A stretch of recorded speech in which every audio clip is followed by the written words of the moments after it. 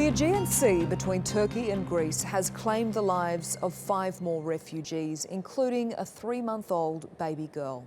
The Turkish Coast Guard rescued 9 people and is still searching for others. Iranians and Afghans were on the boat, which was on its way to the Greek island of Lesbos. Thousands of people are still attempting the dangerous sea crossing to Greece with the hope of travelling on to Central and Northern Europe. But the main migration route through the Balkans is now effectively shut after Slovenia, Croatia, Hungary, Serbia and Macedonia all closed their borders.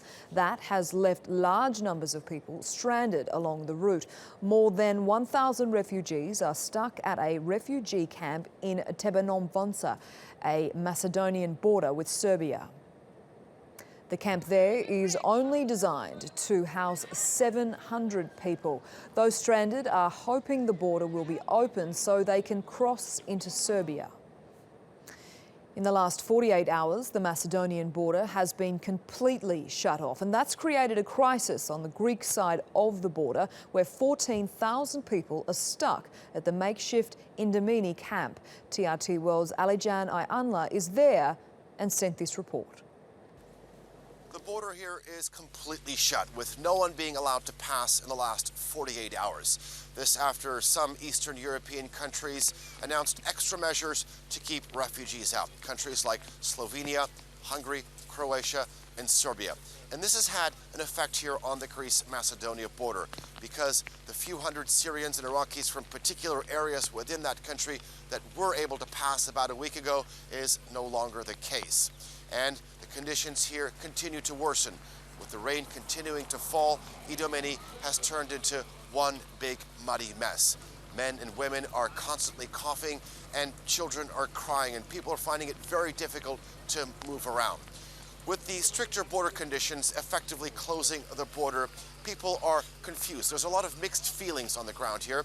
Some people are choosing to get onto buses and to go back to Athens, which is about 550 kilometers away, where they've been told they'd be put into hotels, but no one really knows for certain. Others are choosing to go back to Athens because they want to properly process their papers, which could take weeks, months, perhaps even longer.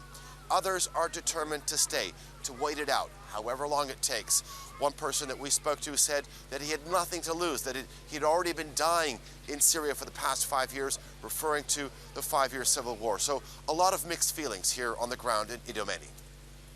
Well, let's get more on where the refugees will be placed from Anna Psaroudakis, who joins us live from Athens.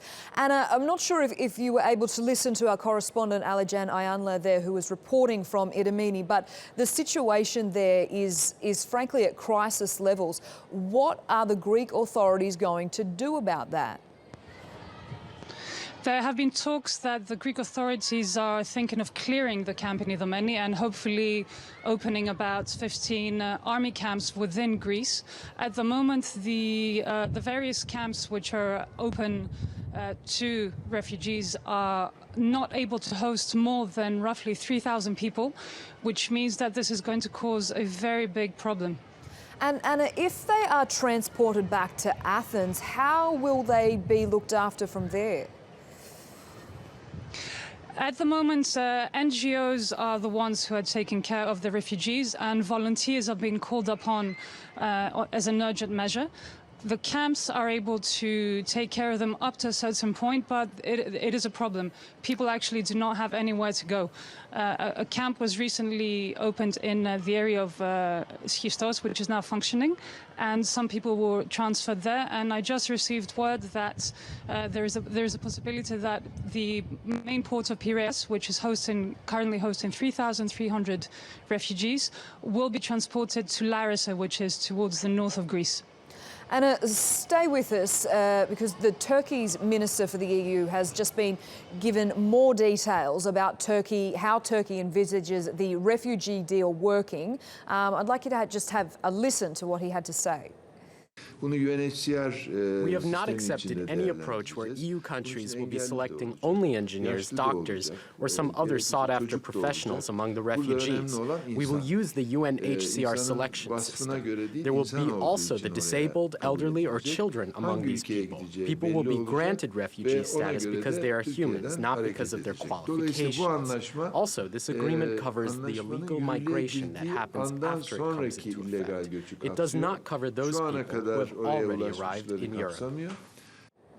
Now, I should say that statement does somewhat contradict some of the comments made in the past by Turkish authorities in recent days. But if it is indeed correct, it means that even if this EU-Turkey deal is confirmed, it will still leave tens of thousands of refugees in Greece. So what is going to happen to them in the long term, Anna? It's a very good question. I think nobody can actually answer this effectively at this point because it is a crisis. Greece is going through a crisis, as you well know, and the authorities are trying to implement urgent measures. Refugees and migrants are being collected from main squares where the migrants and the refugees would gather in order to leave Greece. This is no longer happening. So essentially they're being collected, and there is no answer to what will happen to them other than the fact that the government is trying to find a solution, but it's mostly been aided by volunteers and NGOs. Very difficult situation. And there is a scare, very much indeed, very much indeed. People are in a very difficult situation in relation to their health. They're getting sick. A lot of members of volunteers of NGOs and doctors are also getting sick. The weather is changing. It has been raining for a long time, and that's not helping for the last 3 days. So the situation is really very stressful. To say the least. Anna Psaroudakis joining us in Athens. Thank you.